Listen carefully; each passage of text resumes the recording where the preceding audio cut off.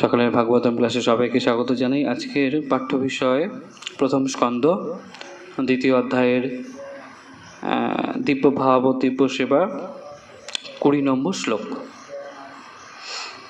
সবাই আমার পরে পরে বলো।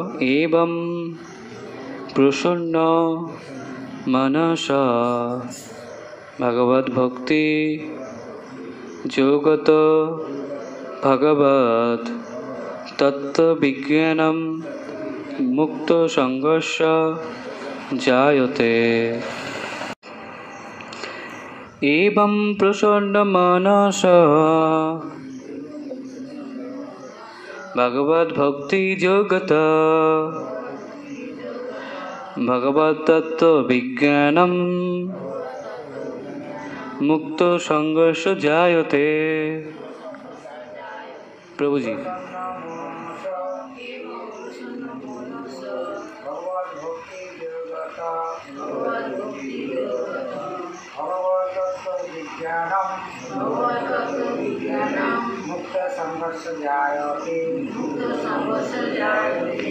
মাতাজি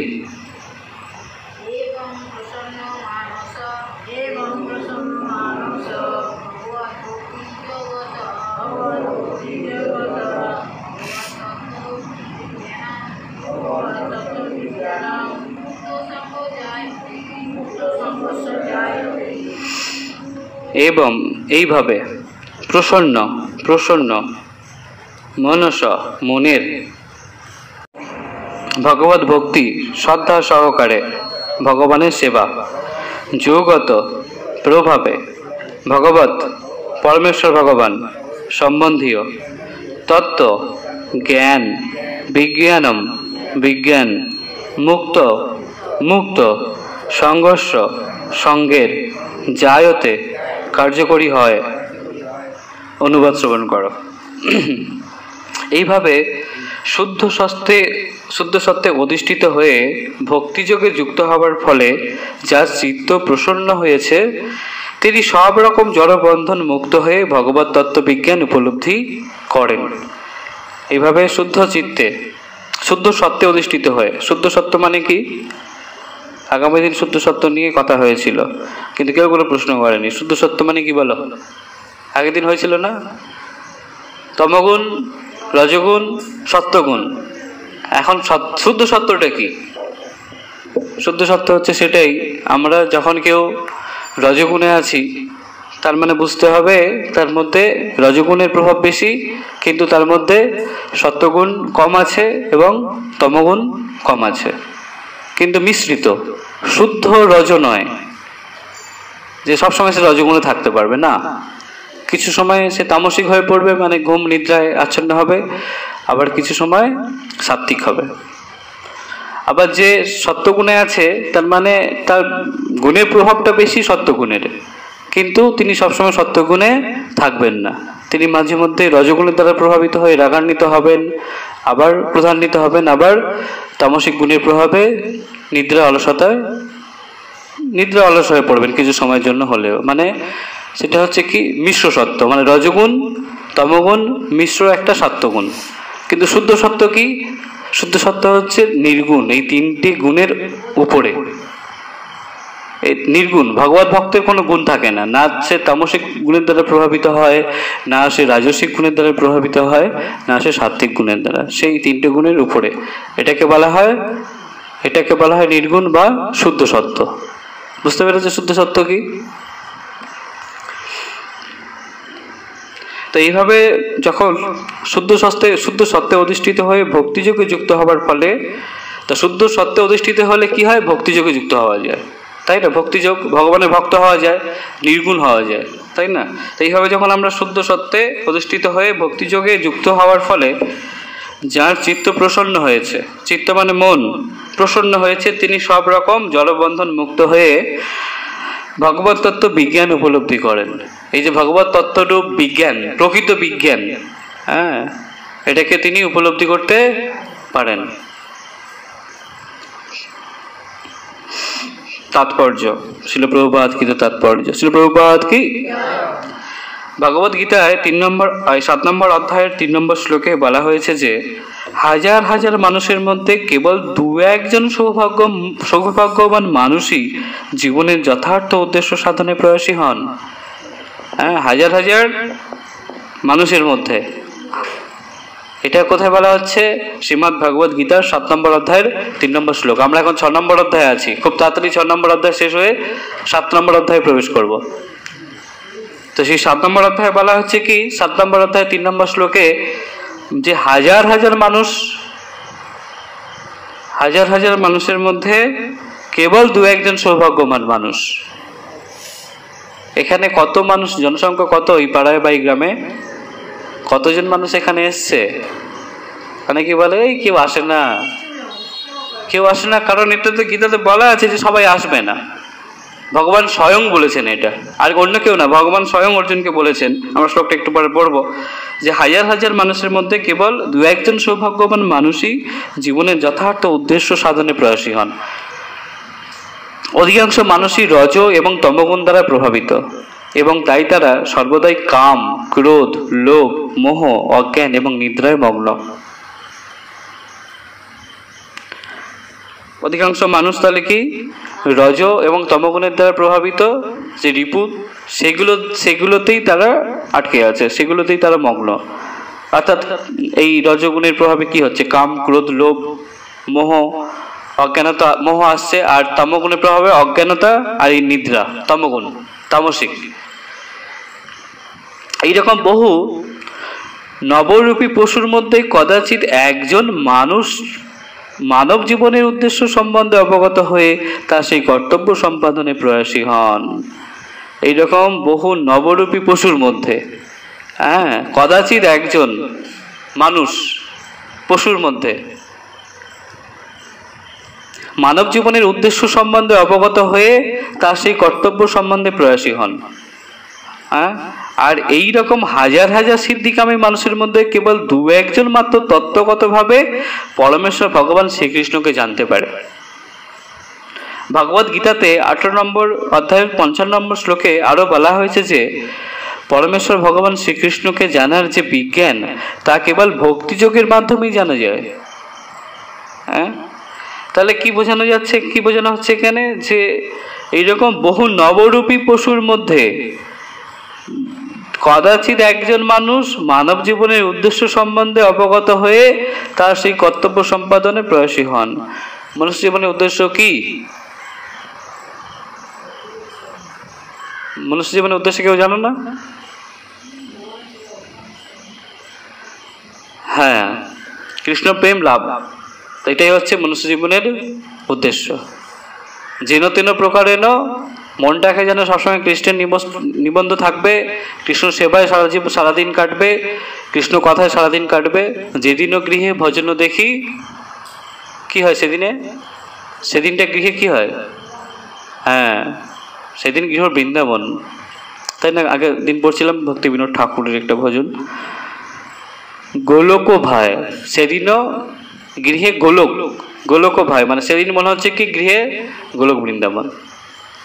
অর্থাৎ স্বামী, স্ত্রী, সন্তান, পুত্র, নাতি, পুতি সবাইকে নিয়ে ভজন করো, গৃহে গোলক বৃন্দাবন তৈরি করো, সেটাই তো। এইটাই হচ্ছে মনুষ্য জীবনের উদ্দেশ্য, যে কৃষ্ণ প্রেম লাভ করা।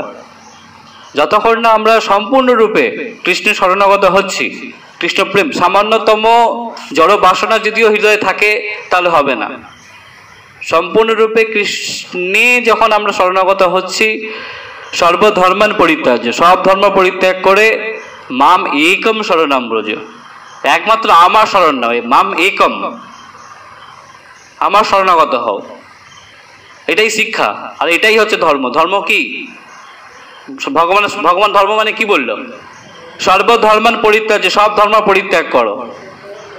সব ধর্ম মানে কি? হিন্দু ধর্ম, বৌদ্ধ ধর্ম, খ্রিস্টান ধর্ম, এই ধর্ম না। এখানে ভাগবতমে বলা আছে পৃথিবীতে ধর্ম নামে যাহা কিছু চলে, ভাগবত কহে তা পরিপূর্ণ চলে। হ্যাঁ, সব ছল ধর্ম, এগুলো ছলনা চলছে, সবাই ঠকাচ্ছে সবাইকে ধর্মের নামে। সেগুলো প্রকৃত ধর্ম নয়। সে প্রত্যেকটা ধর্মেই, সে আমাদের হিন্দু ধর্মে হোক এই বলি প্রথা, এই আমাদের ধর্ম নয়। সব ছল ধর্ম এগুলো। এই এরপরে আছে দেহজাত ধর্ম, এরপরে এই কর্তব্য, তার উপর সেই কর্তব্য, এ সমাজের এই করতে হবে, তাকে ওই করতে হবে, আমাকে বাড়ি বানাতে হবে, গাড়ি কিনতে হবে, আমার ছেলে, আমার মেয়ে, আমার স্বামী, আমার পুত্র, এইসব আর একটা ধর্ম, সব ছল ধর্ম। প্রকৃতপক্ষে আমাদের ধর্ম একটাই, সেটা কি? মাম একম শরণম, সর্বধর্মান পরিত্যাজ্য মাম একম শরণম ব্রজ। সব ধর্ম পরিত্যাগ করো, আমার শরণাগত হও, এটাই ধর্ম। ভগবানের শরণাগত হওয়াটাই প্রকৃত ধর্ম। আর এই মনুষ্য জীবনের উদ্দেশ্য কি? কৃষ্ণের প্রেম লাভ করা, কৃষ্ণ পদপদ্মে শরণাগত হওয়া, এটাই হচ্ছে মনুষ্য জীবনের উদ্দেশ্য। আর এই উদ্দেশ্যটা কতজন জানতে পারে? কদাচিৎ একজন, এই নবরূপী পশুর মধ্যে কদাচিৎ একজন মানুষ মানব জীবনের উদ্দেশ্য সম্বন্ধে অবগত হয়ে তার সেই কর্তব্য সম্পাদনের প্রয়াসী হয়। এখন আমরা জানতে পারলাম আমাদের জীবনের উদ্দেশ্য কি? কৃষ্ণপ্রেম লাভ করা। তো কৃষ্ণপ্রেম লাভ কিভাবে হবে? ঘরে ঘুমিয়ে থাকলে, সংসার নিয়ে পড়ে থাকলে?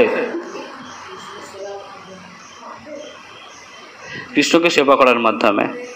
সে গৃহে থাকো, বলে থাকো, সদা হরি বলে ডাকো। গৃহে থেকে কি কৃষ্ণ সেবা করা সম্ভব নয়? অবশ্যই সম্ভব।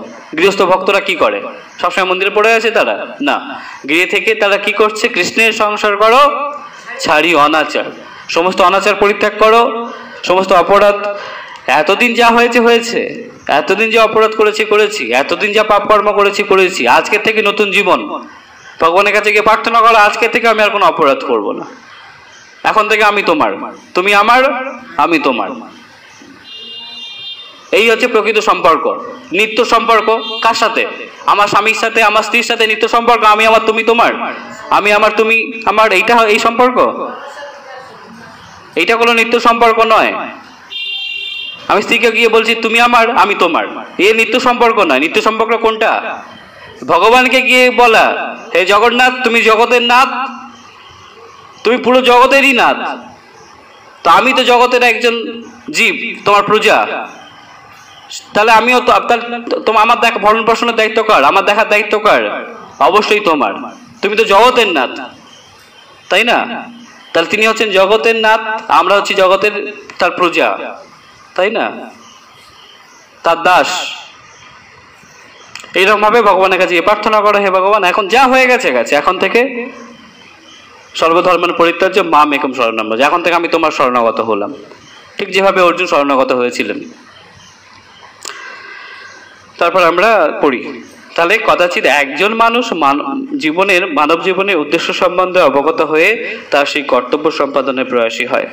আর এইরকম হাজার হাজার সিদ্ধিকামী মানুষের মধ্যে যারা জীবনের উদ্দেশ্য সম্বন্ধে জানার চেষ্টা করছে, তারা হচ্ছে সিদ্ধিকামী, সিদ্ধি লাভ করার চেষ্টা করছে। এইরকম হাজার হাজার সিদ্ধিকামী মানুষের মধ্যে কেবল দু একজন মাত্র তত্ত্বগতভাবে পরমেশ্বর ভগবান শ্রীকৃষ্ণকে জানতে পারেন। যারা সিদ্ধিকামী, যারা মুক্তিকামী। আমি তো এখানে ফট করে এসে বলে দিলাম যে এই মাম একম শরণম ব্রজ, কৃষ্ণের শরণাগত হওয়াটাই ধর্ম, কৃষ্ণপ্রেম লাভ করাটাই হচ্ছে জীবনের উদ্দেশ্য। কিন্তু সবাই এটা বলবে না। তারা অনেক ধরনের ছল ধর্ম দেখিয়ে দেবে তোমাকে, এইটা করো, ওটা করো, সেটা করো, তাই না? এই ব্রহ্মের উপাসনা করো, পরমাত্মার ধ্যান করো, চলছে না এখন?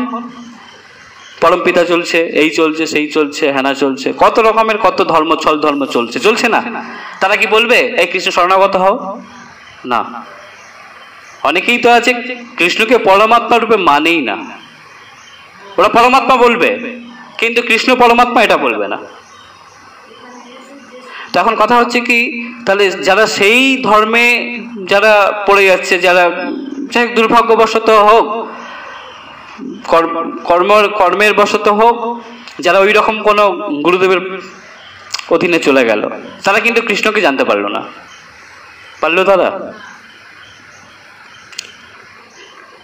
তাহলে আমরা কত সৌভাগ্যবান, এই মনুষ্য জীবনে কৃষ্ণকে জানতে পারছি। সেটাই এখানে শাস্ত্রে বলা হচ্ছে যে সিদ্ধিকামী অনেকজন হবে, যারা কিন্তু এই মনুষ্য জীবনে এই সংসার করতে করতে, ভোগ করতে করতে তাদের আর ভালো লাগবে না। আমরা পড়েছি না, ধর্ম অর্থ কাম মোক্ষ। তারা কোটি কোটি জন্ম, বহু বহু জন্ম ধরে কামটাকে উপভোগ করা হয়ে গেছে, আর কামনা আর ভাল লাগছে না, কত ভোগ করবে। তখন তারা কি করার চেষ্টা করছে? মোক্ষ লাভের চেষ্টা করছে। এখন মোক্ষ লাভ করতে গিয়ে এই হাজার হাজার সিদ্ধিকামী যারা এই মোক্ষ লাভ করার চেষ্টা করছে, তাদের মধ্যে কি দু একজন মাত্র, হাজার হাজার, এমনিতে হচ্ছে এই মুক্তিকামী দুর্লভ, খুব কম মানুষ যারা এই আধ্যাত্মিক জীবনে পথে আসছে, তাই না? খুবই কম মানুষ আসছে, কদাচিৎ একজন আসছে। এই আমাদের পাড়া থেকে একজন এলো, ওই পাড়া থেকে একজন, এরকমভাবে বহু জায়গা থেকে একজন এসে হয়তো হাজারজন তৈরি হয়ে গেল, যারা চাইছে যে এই জড়জগৎ আর ভাল লাগছে না, এই ভোগ আর ভাল লাগছে না, এবার একটু মোক্ষ লাভের চেষ্টা করি।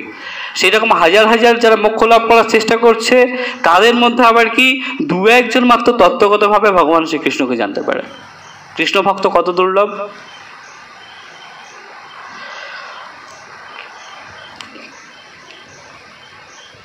সম্ভবত রূপ গোস্বামীর সাথে শ্রীকৃষ্ণ চৈতন্য মহাপ্রভুর যখন সাক্ষাৎ হয়, তখন মহাপ্রভু এই প্রসঙ্গে খুব সুন্দরভাবে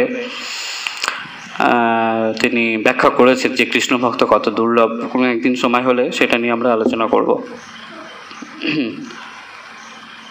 আর এইরকম হাজার হাজার সিদ্ধিকামী মানুষের মধ্যে কেবল দু একজন মাত্র তত্ত্বগতভাবে পরমেশ্বর ভগবান শ্রীকৃষ্ণকে জানতে পারেন।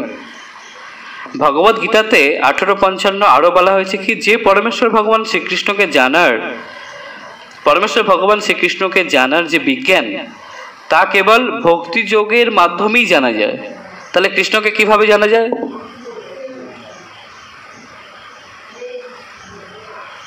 কৃষ্ণকে কিভাবে জানা যায়? হ্যাঁ, ভক্তি যোগের মাধ্যমে। এখানে মাছিরাও ঘুরে বেড়াচ্ছে, তারা কি সঙ্গ করছে? তো মাছির মতো হয়ে যেও না মনুষ্য জীবন পেয়ে। সেই কথাই এই শ্লোকে প্রতিপন্ন হয়েছে। আমরা শ্লোকটাকে একটু পড়ার চেষ্টা করি। এই যে 7 নম্বর অধ্যায়ে ভগবান কি বলছে 3 নম্বর শ্লোকে, 7 নম্বর অধ্যায়ের 3 নম্বর শ্লোক, সপ্তম অধ্যায় হতে বিজ্ঞান যোগ। আমরা এখন ধ্যান যোগ করছি। মনুষ্য নাম সহসেষু কশ্চিৎ যততি সিদ্ধয়ে মত তামাপি সিদ্ধানাম কশ্চিনাম ব্যক্তি তৎপত। হাজার হাজার মানুষের মধ্যে কদাচিৎ কোনো একজন সিদ্ধি লাভের জন্য যত্ন করেন। হাজার হাজার মানুষের মধ্যে কদাচিৎ একজন সিদ্ধি লাভের জন্য যত্নবান হন, যে সিদ্ধি লাভ করতে হবে। এবারে অনেক কাম উপভোগ হয়েছে, আর সেই প্রকার যত্নশীল সিদ্ধদের মধ্যে কদাচিৎ একজন আমাকে, অর্থাৎ আমার ভগবৎ স্বরূপকে তত্ত্বত অবগত হন। কদাচিৎ একজন আমাকে বুঝতে পারেন, আমাকে জানতে পারেন। এখন শিল প্রভুপাদের কৃপায় এই মহাপ্রভুর বাণী, মহাপ্রভুর ইচ্ছা যে পৃথিবীতে আছে যত নগরাদি গ্রাম সর্বত্র প্রচার হইবে মোর নাম, সেই জন্য মহাপ্রভুর সেনাপতি ভক্ত শিল প্রভুপাদ কি করেছেন? সারা বিশ্ব জুড়ে হরিনাম প্রচার করছেন, ভগবানের বাণী প্রচার করছেন, ভগবত তত্ত্ববিজ্ঞান অর্থাৎ কৃষ্ণ ভাবামৃত বিজ্ঞান প্রচার করছেন। কৃষ্ণ ভাবামৃত সংঘের দ্বারা তিনি প্রতিষ্ঠা করে গেছেন ইসকন, অর্থাৎ international society for Krishna consciousness, আন্তর্জাতিক কৃষ্ণ ভাবামৃত সংঘ, কৃষ্ণ ভাবনার অমৃত সংঘ প্রতিষ্ঠা করে গেছেন। যার ফলে আমরা খুব সহজে সেটার লাভ পাচ্ছি, সহজেই কৃষ্ণকে জেনে নিলাম, তাই না? যে কৃষ্ণ হচ্ছেন স্বয়ং ভগবান, এটাই অনেকেই জানে না বলেই তো এদিক ওদিক ছোটাছুটি করছে। বা তাদের আরেকটা কারণ হতে পারে যে সহজেই কিছু পাবো, তাই না? দেবতাদের দেবদেবীদের উপাসনা করলে সহজে ফলটা লাভ হয়। কি ফল লাভ হয়? অনিত্য ফল লাভ হয়। আমরা দেবদেবীর কাছে কি চাই? নিত্য বস্তু চাই, নিত্য বস্তু সম্পর্কে কোনো জ্ঞানই তো নেই। কোনটা নিত্য বস্তু চাইছি? তো সেই ঘর বাড়ি, সেই চাকরি বাকরি, সেই আমার শরীর ভালো করে দাও, এই করে দাও, সেই করে দাও, ওই দাও, সেই দাও, হেনা দাও, তেনা দাও, এগুলো চাইছি। এগুলো সব অনিত্য বস্তু নাকি? সব নিত্য বস্তু। অর্থ সম্পদ কি নিত্য বস্তু?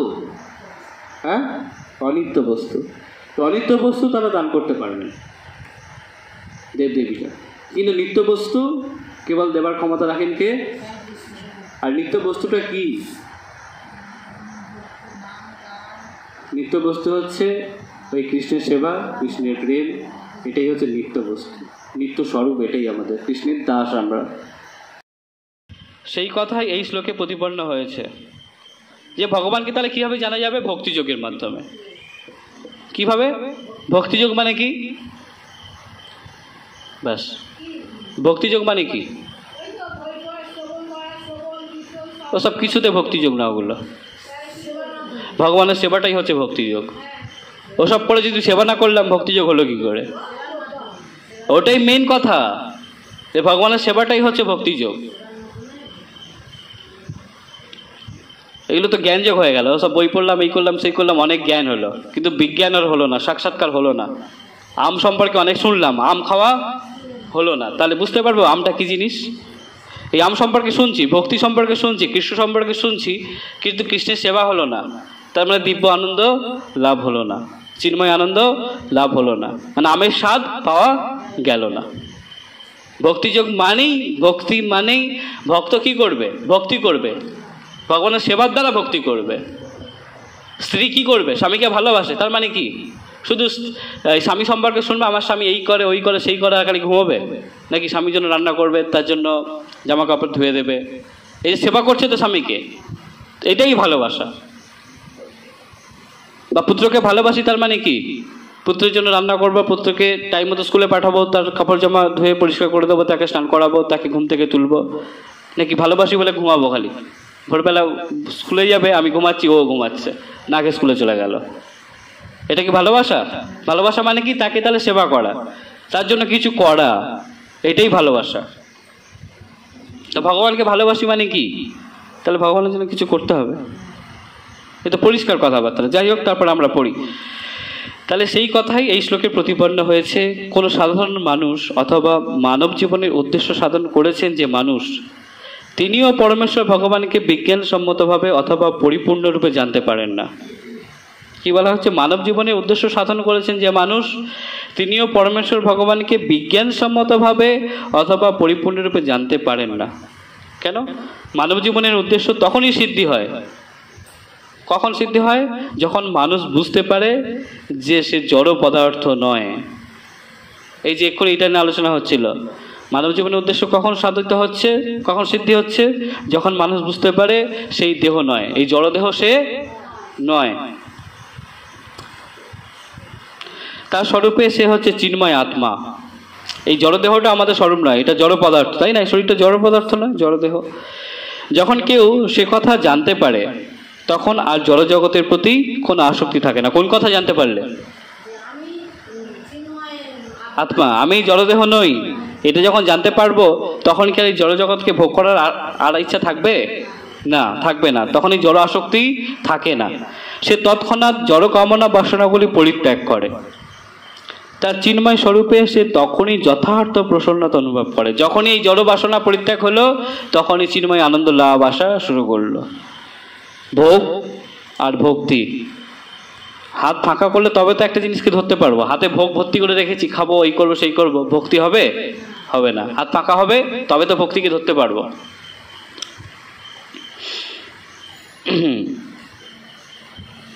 তারপর বলা হচ্ছে কি, তো যখন কেউ সে কথা জানতে পারে, তখন আর জড়জগতের প্রতি কোনো আসক্তি থাকে না। সে তৎক্ষণাৎ জড় কামনা বাসনাগুলি পরিত্যাগ করে। তার চিন্ময় স্বরূপে সে তখনই যথার্থ প্রসন্নতা অনুভব করে। মানুষ যখন রজ এবং তমগুণের প্রভাব থেকে মুক্ত হয়, তখনই কেবল এই উপলব্ধি সম্ভব হয়। কখন? যখন রজগুণ আর তমগুণের প্রভাব থেকে মুক্ত হতে হবে। তো রজগুণ আর তমগুণের প্রভাব থেকে মুক্ত হবে কি করে? সাত্বিক হওয়ার চেষ্টা করতে হবে, তাই না? সত্য গুণে সাত্বিক মানুষেরা যেমন যেমন থাকে, যেমন আহার করে, যেমনভাবে তাদের দিন যাপন করে, সেই রকম করতে হবে। করলে আস্তে আস্তে আমাদের সাত্বিক গুণ বাড়বে। তার সাথে থাকবে কি? এই কৃষ্ণ কথা শ্রবণ, কৃষ্ণ কথা কীর্তন, এটাই মূল জিনিস। তবে সাত্বিক গুণ আসবে এবং একদিন সেই সাত্বিক গুণ শুদ্ধ সত্ত্বে পরিণত হবে। অর্থাৎ ব্রহ্মভূত স্তরে অধিষ্ঠিত হয়ে কেউ যখন যথার্থ ব্রহ্মানুচিত গুণ অর্জন করে, তখনই কেবল তা সম্ভব হয়। এইটার কথা থেকে এই যে ব্রহ্মভূত স্তর অর্থাৎ শুদ্ধ সত্য, ঠিক আছে? ব্রহ্মভূত স্তর বা শুদ্ধ সত্য একই ব্যাপার। ব্রহ্মভূত স্তরে অধিষ্ঠিত হয়ে কেউ যখন যথার্থ ব্রাহ্মণোচিত গুণ অর্জন করে, ব্রাহ্মণের গুণ অর্জন করে। এখানে কি বলা হলো যে ঠিক আছে, তুমি কেবলমাত্র ব্রাহ্মণের গৃহে যারা জন্মেছে তাদের বংশভূত, তারাই ব্রাহ্মণের গুণ অর্জন করবে? না। কেউ যখন এই অনুশীলনের দ্বারা হ্যাঁ, এই রজগুণ তমগুণকে তারা দমিয়ে রেখে রজগুণ তমগুণ থাকবে, কিন্তু আমরা অনুশীলনের দ্বারা, আমরা সাধনার দ্বারা কি করব, ভজনের দ্বারা, আমরা কৃষ্ণ কথা শ্রবণ কীর্তন কৃষ্ণ সেবার দ্বারা আস্তে আস্তে রজগুণ তমগুণগুলোকে নিয়ন্ত্রণ করব, করে সাত্বিক গুণ আমাদের মধ্যে বাড়তে থাকবে। এটা অনুশীলন। তখন কি হবে, তখন আমাদের মধ্যে ব্রাহ্মণের গুণাবলী আসবে, ব্রাহ্মণের যে গুণ, তখন আমরা ব্রহ্মবোধ স্তরে অধিষ্ঠিত হতে পারবো, অর্থাৎ ব্রাহ্মণ স্তরে।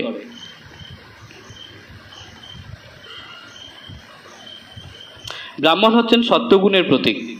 এই যে ব্রাহ্মণ কি, সত্যগুণের প্রতীক। আর অন্যরা যারা সত্যগুণে অধিষ্ঠিত নয় তারা হয় ক্ষত্রিয়, বৈশ্য, শূদ্র অথবা শূদ্রাধম, শূদ্রের থেকেও নিচে, শূদ্রের অধম। তাহলে যারা সত্যগুণে আছে তারাই ব্রাহ্মণ। এখন থেকে জন্মসূত্রে যারা ব্রাহ্মণ তারা ব্রাহ্মণ হতে পারে, তারা ব্রাহ্মণ যদি তাদের ব্রাহ্মণ গুণ থাকে, তাই তো, ব্রাহ্মণের যে গুণ সেগুলো থাকে, তাহলে তারা ব্রাহ্মণ। কিন্তু আবার এই নয় যে শূদ্র ঘরে, যে মুচি ঘরে জন্মেছে সে ব্রাহ্মণ হতে পারবে না, বলা হচ্ছে কি তা না। তিনি যদি ব্রাহ্মণের গুণগুলো অর্জন করতে পারেন, রজগুণ তমগুণকে নিয়ন্ত্রণ করে, হ্যাঁ, অর্থাৎ রজগুণ তমগুণ নিয়ন্ত্রণ করা মানে কি, এই জড় কামনা বাসনাগুলোকে নিয়ন্ত্রণ করা, ইন্দ্রিয়গুলিকে নিয়ন্ত্রণ করা। মানব জীবনে ব্রাহ্মণের স্তরই হচ্ছে সর্বোচ্চ স্তর। মানব জীবনের সর্বোচ্চ স্তর কোনটা, এই ব্রাহ্মণের স্তর। কেননা তারা সত্যগুণে অধিষ্ঠিত, তাই গুণগতভাবে ব্রাহ্মণ না হওয়া পর্যন্ত ভক্ত হওয়া যায় না। তাই আগে আমাদের সত্যগুণে আসতে হবে, তারপরে আমরা শুদ্ধ সত্যে পৌঁছাতে পারবো। ভক্ত তার কার্যকলাপের মাধ্যমে ইতিমধ্যেই ব্রাহ্মণের স্তরে অধিষ্ঠিত হয়েছেন, কিন্তু যে ভক্ত হয়েছে সে তার কার্যকলাপ অর্থাৎ কৃষ্ণ সেবার মাধ্যমে, ভগবানের ভক্তদের সেবার মাধ্যমে সে ব্রাহ্মণের স্তরে অধিষ্ঠিত হয়েছে। তবে সেটি সর্বোচ্চ স্তর নয়, ব্রাহ্মণের স্তরটাও কারণ শুদ্ধ সত্যটা সর্বোচ্চ স্তর, শুদ্ধ ভক্ত, তবে সেটি সর্বোচ্চ স্তর নয়। পূর্বে যা বলা হয়েছে সেই ধরনের ব্রাহ্মণকে গুণাতীত চিন্ময় স্তরে অধিষ্ঠিত হতে হলে বৈষ্ণব হতে হবে। বাস, ব্রাহ্মণ স্তরে অধিষ্ঠিত হলাম, তারপরে কি করতে হবে, শ্রী গুরুদেবের কাছ থেকে আমাদের হরিনাম দীক্ষা নিয়ে তার আশ্রয় থেকে ভজন করে আমাদের বৈষ্ণব হতে হবে। শুদ্ধ বৈষ্ণব হচ্ছেন মুক্ত জীব এবং তিনি ব্রাহ্মণ স্তরেরও ঊর্ধ্বে অধিষ্ঠিত। ব্রাহ্মণ মানে কি, সত্যগুণে ঊর্ধ্বে। ভক্ত সত্যগুণে, ভক্ত কি সত্যগুণে থাকে? ভক্ত নির্গুণ হয়ে যান, তার সত্যগুণও থাকে না, তার রজগুণ থাকে না, তার তমগুণও থাকে না। জড়জগতে ব্রাহ্মণ ও বদ্ধ জীব, এই দেখো, জড়জগতে ব্রাহ্মণ বদ্ধ জীব, কেননা ব্রাহ্মণ যদিও ব্রহ্মপুত্র স্তরে অধিষ্ঠিত এবং তিনি জড়জগতের অনিত্যতা উপলব্ধি করতে পেরেছেন, কিন্তু তবুও পরমেশ্বর ভগবানের ভগবত তত্ত্ব বিজ্ঞান তার জানা হয়নি। পরমেশ্বর ভগবানকে কদাচিৎ একজন দুজন ভগবানকে জানতে পারে। ব্রাহ্মণ স্তর অতিক্রম করে বাসুদেব স্তরে অধিষ্ঠিত হলে পরমেশ্বর ভগবান শ্রীকৃষ্ণকে জানা যায়। বাসুদেব কে? বাসুদেব গো,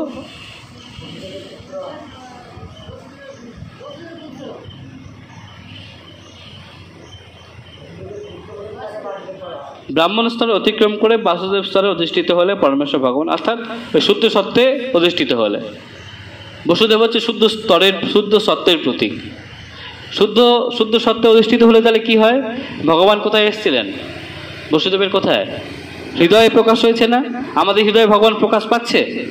কেন পাচ্ছে না? কারণ আমরা শুদ্ধ সত্ত্বে নই। আমাদের মধ্যে রজগুণ তমগুণ আছে বা সত্যগুণ আছে। এই নির্গুণ হয়ে গেলে, হৃদয়ে ময়লা দূর হলে তখনই সেই হৃদয়ে ভগবান প্রকাশ পাবেন, শুদ্ধ সত্ত্বে যখন যাব। ঠিক যেভাবে বসুদেবের হৃদয়ে ভগবান প্রকাশ পেয়েছে, চতুর্ভুজ নারায়ণ পেপার, তারপরে কৃষ্ণ, আমাদের হৃদয়ে তখন প্রকাশ পাবে। তাহলে এই বসুদেব হচ্ছে কি, শুদ্ধ সত্ত্বে আছেন, তাই না? ভক্ত তার নির্গুণ। পরমেশ্বর ভগবানকে জানার যে বিজ্ঞান, তা হচ্ছে পারমার্থিক মার্গে স্নাতকোত্তর বিষয়। হ্যাঁ, এটা সহজসাধ্য বিষয় না, ভগবানকে জানা, স্নাতকোত্তর। মূর্খ লোকেরা অথবা অল্প বুদ্ধি সম্পন্ন লোকেরা পরমেশ্বর ভগবানকে জানতে পারে না। হ্যাঁ, অল্প বুদ্ধি সম্পন্ন মূর্খ লোকেরা, এবং তারা খেয়াল খুশি মতো কৃষ্ণতত্ত্ব বিজ্ঞান বিশ্লেষণ করে। দেখি না আমরা মাঝে মধ্যে একটু দু চারজন এক হয়ে গেল, ব্যাস শুরু করে দিল, তাই না? এই তাদের খেয়াল খুশি মতো কৃষ্ণতত্ত্ব বিজ্ঞান তারা আলোচনা করছে, খেয়াল খুশি। কেউ কোনোদিন শাস্ত্র খুলেও দেখেনি, কেউ কোনোদিন ভগবানের ভক্তদের সঙ্গও করেনি, তারা তাদের খেয়াল খুশি মতো এক জায়গায় হলো এবং তাদের কথা শুনতে শুরু করে দিলাম, ব্যাস একদম।